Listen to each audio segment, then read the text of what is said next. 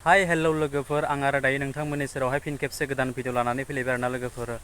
लोगोफोर नोंथांमोना जानो हागौ बे भिडिअखौ दायो फेसबुकफोरावहाय नङाब्ला इउटुब चेनेलफोरावहाय नुखाबायबो जानो हागौ आरोना। गोबां बे भिडिअआ दायो बे रिल्सआ दायो गोबाङानो भाइरेल जागासिनो दङ। दायो बियो ट्रेन्डिं सोलिगासिनो दङ होननानै बुंब्लाबो खुनु माबा जानाय नङा आरोना लोगोफोर। ओंखायनो जायखियानो जाया लोगोफोर नोंथांमोननि सेरावहाय आं आरो बांद्रायखौ गोबाव पेकबो होबाय थालासै सिदा डिसक्लेमारखौ लागायदेरना होलांदेरनोसै। नोंथांमोना बे भिडिअखौ जोबजासिमल' नायलांबाय थादो आरोना लोगोफोर। थौदो बिदिब्ला नायलांदो।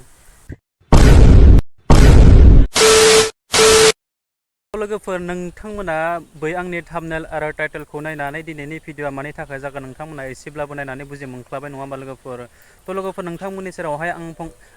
दायो फंनैसो बाथ्राखौ शेयार खालामनायनि सिगाङावनो मोननैसो भिडिअनि क्लिपखौ देखायग्रोना होनि आरोना लोगोफोर। दायोथ' नोंथांमोना गोबां सुबुङानो मिथिखायो नङा होमब्ला फेसबुकावनो जा इउटुबावनो जा दायो मा भिडिअनि थाखाय मा रिल्सनि थाखाय भाइरेल जागासिनो दङ आरोना लोगोफोर। नैबे बिथाङा लादों फेसबुकावहाय हेपि बसुमतारी आरोना। बिथाङा थारैनो बर'ना गुबुन हारिनि मानसि आं बेखौ मिन्थिया, नाथाय बिथाङा बेयाव हेपि बसुमतारी लानायखाय सानदों आरोना लोगोफोर बिथाङा बर' होनानै आरोना। लोगोफोर जायखियानो जादोंला बिथांनि बे रिल्सखौ लानानै नैबे सिस्टारा दिनै नोंथांमोननि सेरावहाय मा बाथ्रा फोरमायनो नागिरदों बा बिथांखौ मा बुंदों नोंथांमोना बे सिस्टारनिफ्राय गुवारै मोनथिनानै लादो आरोना लोगोफोर। थौदो बिदिब्ला बिथांनि भिडिअखौ नोंथांमोना जोबजासिमल' नायलांबाय थादो आरोना लोगोफोर। नै खोनासं, जोंनि बर'नि गेजेराव खायसे मा बुङो निग्र' हुवा बायदिसिना एसे बेलेग बेलेग कालारनि हुवा गोसथोग्राफोर जि हाबा जादोंथाय जादों, मोजां संसार जाना थानांगौ आरो गोसथोदोंथाय गोसथोदों बेफोरबायदि ससियेल मिडियायाव खुदुमलायनाय बा बिसनायाव थाजाबनाय बायदिसिना बेफोरखौ होनाङा। मानो होनोब्ला जोंनि हारियाव उन्दै उन्दै देरफुनाय लावफुनाय फरायफुनाय बायदिसिना फंबाय बिनानावफोरनि सायाव गोहोम खोख्लैयो आरो। जेराव बिमा बिफाया गोजानाव बिसोरखौ फरायनो थाखाय दोनहरगोन, मोजां मोजां सोलोंथाइनि थाखाय गोजानाव दोनहरगोन, अब्ला बिसोरनि गोसो गोरबोआव ओरैबायदि लुप जाखांगोन जायनि जाहोनाव गावसोरनि गाज्रि आखल आखु बा मोजां केरेक्टारनिब्लाबो सोरनिबा मा बुङो नारसिननायाव, सोरनिबा बुरखायबाय थानायाव गोसोआ गाज्रि जालांनो गोनां जानानै फैयो। थिग बेफोरबायदिनो दिनै एसे गाबोन एसे रावबो नोजोर होग्रा गैला, रावबो जेबो बुंग्रा गैला।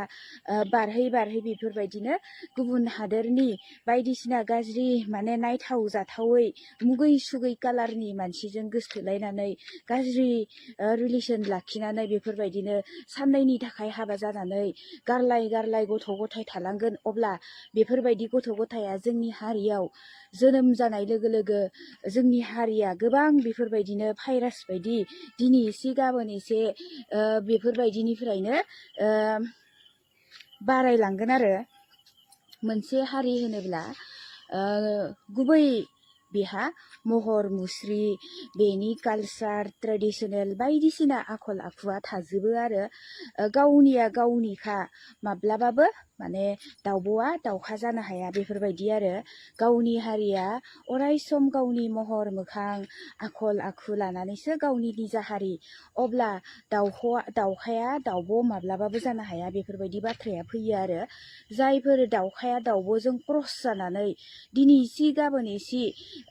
दाउखाया जोनोम जालांबाय थागोन, अब्ला जोंनि हारियाव मुगै सुगै कालारनि महरनि मानसिया बारायलांगोन। जायनि जाहोनाव साफा सानै गथ' गथाया थालांनाय लोगो लोगो उनावहाय जोंनि हारिनि मानसिजोंनो हाबा जागोन बेफोरबायदि गथ'आ। अब्ला बैफोरबायदि गथ'आ हाबा जानाय लोगो लोगो माने गोसोम गोफा, जेराव खानायबो रज'नो हाया, खानायाबो लावनो हाया, साजो उरायलायनाय दावखोलायनाय मुगैनाङा दिसुन। अब्लाबो गावबा गाव कालसारेल गावबा गाव ट्रेडिसनेल हिसाबै महर मुस्रियाबो माने बेलेग बेलेग जाथोनि जाखायो। बेफोरबायदि जातनि मानसिखौ सन्देर होनाय लोगो लोगो जोंनि हारियाव हारियाव एसे बाहागोआनो बेफोरबायदि महराबो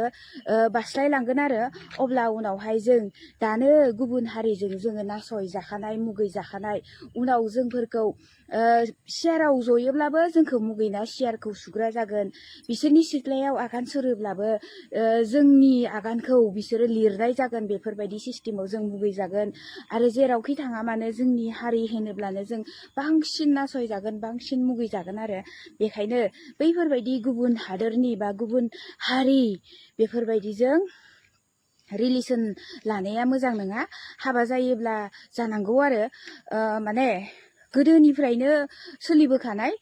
गुबुन हारिजों हाबा जानाया इलिगेल नङा माब्लाबा समाव गुबुन हारिजों हाबा जानानैब्लाबो बिराद मोजां संसार जानानै थायो बेफोरबायदि नङा जे गुबुन हारिजों मोजां मोनलायनाय लोगो लोगो बा भिडिअ लानानै गावबा गावखौ गावनि पेजआव भाइरेल खालामना लाना फैसा थाखा खामायनाय बेफोरबायदि नङा मानो होनोब्ला बेफोरो बिराद हेंथा होथावना जोंनि उन्दै उन्दै गथ'फोरा गाबोन सबनायानो नोंसोरनि बेफोरबायदि भिडिअखौ नायहै नायहै मायबा मोनसे लालच जालांगोन जेराव फैसा थाखानि लालच जागोन दिनै एसे गाबोन एसे बारलांगोन गोबां गुबुन गुबुन जायगानि गुबुन हारिनि मानसि लोगो मोनगोन बेफोरबायदिजों सन्देर फालांजोबगोन आरो रावबो जेबो बुंग्रा गैया हेंथा होग्रा गैया सानै सानै दिनै एसे गाबोन एसे बारायलांगोन बेखायनो माबानांगौ आरो एसे हमथानानै थानाया मोजां बेफोरो लाजिथावना बाथ्रा आरो जुदि मोजाङै साननो थाङोब्ला थ' लोगोफोर भिडिअआ बेनोमोन निस्सय नोंथांमोना बिथांनि बे सिस्टारा बुंनायखौ नायनानै नोंथांमोना गुवारै मोनथिलांखाबाय बा हमदां हाखाबाय बिथां सिस्टारा दिनै बिथांमोननि थाखाय मा बुंखो मा फोरमायलांखो आरोना नंगौ थारैनो जोंनि बिमा बिफाया गोबां इसोरखौ गावनि गथ'खौ गोजान जायगायावहाय फरायनो बा मोजां जाथों होनानै दोनहरो आरोना लोगोफोर थ' बिनि गेजेरावनो जुदि दिनै नैफोरबायदि ससियेल मिडियायाव फैनानै जुदि बेफोरबायदि खामानिखौ देखायोब्ला बेफोरबायदि आखुखौ जुदि देखायोब्ला निस्सय नंमारगौ जोंनि फैबाय थानाय उन्दै उन्दै गथ'फोरनि थाखाय इफेक्ट खालामो होननानै आरोना दायो आथिखालनि जुगावलाय सेंग्रा सिख्लायालाय बेफोरबायदि लाभनि माबायाव गोलैनायालाय गोबां थाखायो मोजां मोनलायनायखौ रावबो जों हमथानो हाखाया नङा होमब्ला लोगोफोर थ' मोजां मोनलायदोंना मोनलायदों आरो मोजाङै थानांगौ आरो जुदि गावनि जाथिखौ गारनानै गुबुन जाथिनि मानसिजों जुदि बेफोरबायदि जादोंब्ला नोंथांमोनाथ' मिथिखायो आरोना गोबाङानो भाइरेल जाखायो बेफोरबायदि होननानै जेनेबा नैबे सिस्टाराबो बुजिनांगौमोन दि नोंथाङा आं दिनै जोंनि हारिखौ गारनानै बेफोरबायदि गुबुन जाथिनि मानसिजों बा गुबुन हारिनि मानसिजों बेफोरबायदि माबाखौ खामानिखौ मावदों होननानै साननानै नोंथाङा दिनै सिरियैनो ससियेल मिडियाफोराव देखायालाखानो बेफोरबायदि थानांगौमोन आरोना लोगोफोर आंनि मथिब्ला आरोना थ' लोगोफोर नोंथांमोना बिनि गेजेरावहाय मा बुंनो सानो आरोना लोगोफोरा थ'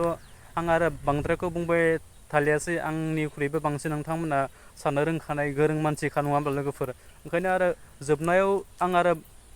बांद्रायखौ नोंथांमोननि सेरावहाय बुखिबाय थालियासै जुदि नोंथांमोना नैबे आंनि भिडिअखौ नायदोंब्ला आंनि नैबे भिडिअखौ होनायाव नोंथांमोननि सेरावहाय जुदि माबाफोर गेना गोरोन्थि जादोंब्ला आं नोंथांमोननि सेरावहाय निमाहा बियो आरोना लोगोफोर थ' जोबनायाव आरो जुदि नोंथांमोना नैबे भिडिअखौ नायनानै जुदि मोजां मोनदोंब्ला आंनि चेनेलखौ साबस्क्राइब खालामदो लोगोसे लाइक कमेन्ट एन्ड शेयार खालामदो आरो जोबनायाव बेल आइकनखौबो दाबायना होदो जाहाथे आं गोदान भिडिअ होयोब्ला नोंथांमोननियावहाय गिबियै नटिफिकेसना सहैनाय बायदि आरोना लोगोफोर स' थेंक इउ स' माच आरो नेक्स्ट भिडिअ फिन खेबसे लोगो मोनगोन